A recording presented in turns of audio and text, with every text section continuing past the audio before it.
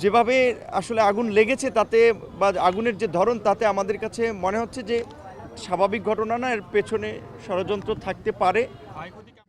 5, 6, 7, 8, 9 বিশেষ করে এই 5টি ফ্লোরের মধ্যে 4টি বেশি ক্ষতিগ্রস্ত হয়েছে। যেভাবে মানে আগুনের সূত্রপাত এক জায়গা হলে ধরেন তার আশপাশ যদি পুড়ে যেত, কিন্তু দেখা যাচ্ছে যে বিল্ডিংয়ের এই মাথা থেকে ওই মাথা মাঝখান দিয়ে আগুন লেগেছে, আবার মাঝখান দিয়ে অনেকখানি পুড়েছে, আবার দুই সাইড পুড়েছে। যেমন আমাদের এই দুইজন ছাত্র উপদেষ্টা তাদের যে দপ্তর, আপনারা জানেন যে একই ফ্লোরে এক মাথায় আপনার এলজিআরডির আরেক মাথায় হচ্ছে আপনার ডাক টেলিযোগাযোগ, সেই দুই মাথায় একেবারেই মানে ওইরকম কিছু বলা চলে যে লাইক কেউ ভালোভাবে মানে হচ্ছে কি যেভাবে আসলে আগুন লেগেছে তাতে বা আগুনের যে ধরন তাতে আমাদের কাছে মনে হচ্ছে যে স্বাভাবিক ঘটনা না, এর পেছনে ষড়যন্ত্র থাকতে পারে। ক্ষয়ক্ষতি কেমন হয়েছে? ক্ষয়ক্ষতি ওনারা সঠিকভাবে তো আমরা বলতে পারবো না, ওনারা বলতে পারবে।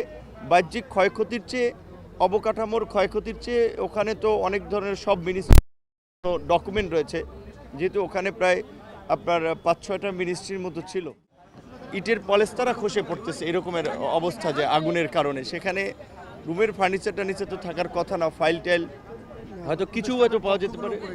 হ্যাঁ, কক্ষগুলো পুড়ে গিয়েছে এবং কিছু ক্ষেত্রে বিশেষ করে শঙ্কার জায়গা যেটি আমাদের উপদেষ্টারাও বলেছেন যে তারা ইতিমধ্যেই বিগত সরকারের আমলে যে সমস্ত প্রজেক্ট এবং বিশেষ করে দুর্নীতি লুটপাটের একটা মহামারীর ঘটনা ছিল সেগুলো নিয়ে তারা বেশ কিছু তদন্ত এবং তথ্য প্রমাণ সংগ্রহ করে কাজ শুরু করেছিলেন।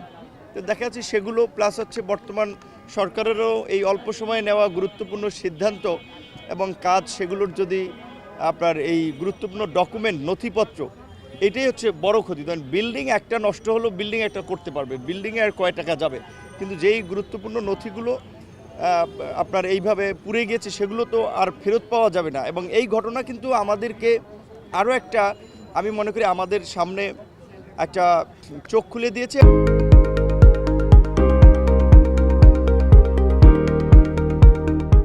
আমাদের একটা শিক্ষণীয় বিষয় হচ্ছে যে এই ফাইলগুলো আমরা যেভাবে আপনার অ্যানালগ পদ্ধতিতে হ্যান্ডেল করি, এখন এই ফাইলগুলোকে সম্পূর্ণ বিশেষ করে সরকারি এবং গুরুত্বপূর্ণ নথিগুলোর ডিজিটালাইজ করা এখন সময়ের দাবি। ধরেন সচিবালয়ে ফাইলের স্তূপ, কাগজের স্তূপ থাকা উচিত না। এখন অবশ্যই যেটা আপনার জেলা উপজেলা থেকে আসবে কিংবা কেউ একটা দরখাস্ত দেবে, সেটার একটা আপনার হার্ড কপি থাকতে পারে। একই সাথে সাথে আমি মনে করি এখন এগুলো ডিজিটালাইজ করা দরকার এবং একটা সার্ভারে এটা থাকতো। ঠিকভাবে এখানে তো যেহেতু একাধিক মিনিস্ট্রি ছিল এবং বর্তমান এই সরকারের তো একটা অগ্রাধিকার, যেটা আমরাও বলেছি যে বিগত 16 বছরে যে দুর্নীতি এবং লুটপাট হয়েছে সেগুলো তো ইতিমধ্যেই বের হয়ে আসছে এবং সেটা নিয়ে তো সরকার কাজ করছে। এবং আমরা অভ্যন্তরীণভাবে আলাপ আলোচনায় এবং পাবলিকলিও আমরা বলেছি, বিশেষ করে বিভিন্ন উপদেষ্টার সাথে যখন আমাদের ব্যক্তিগত বা আলাপ হয় সেখানে আমরা বলেছি যে আপনারা অন্তত গত 16 বছরে প্রত্যেকটা মন্ত্রণালয় ওয়াইজ কীভাবে দুর্নীতি এবং লুটপাট হয়েছে তার একটা শ্বেতপত্র, তার একটা ডকুমেন্ট আপনারা জাতির সামনে প্রকাশ করেন। সিপিডি সামগ্রিকভাবে একটা অর্থনীতির খাতের যে শ্বেতপত্র, দুর্নীতির শ্বেতপত্র, সেটা প্রকাশ করেছে। কিন্তু মন্ত্রণালয়গুলো যদি সুনির্দিষ্টভাবে তাদের মিনিস্ট্রি ধরে কাজ করে তাহলে কিন্তু সেটা আরও ব্যাপক আকারে তারা বের করে আনতে পারবে এবং সেই কাজ তারা কিন্তু শুরু করেছে। ঘটনারই তো পুরো আশ্চর্যজনক এবং রহস্যজনক। এবং সবচেয়ে এই আগুন যখন ধরলো এবং সেটা আপনার সেই রাত্র 1টা থেকে এই ভোর প্রায় 8:30 বা 8:20 এরকম নাগাদ লেগে গেল, এটাও তো আমাদের আপনার বিশেষ করে একটা মানে চোখে আঙুল দিয়ে দেখিয়েছে আমাদের সিস্টেম কত দুর্বল। দেখেন ফায়ার সিস্টেমও কত দুর্বল।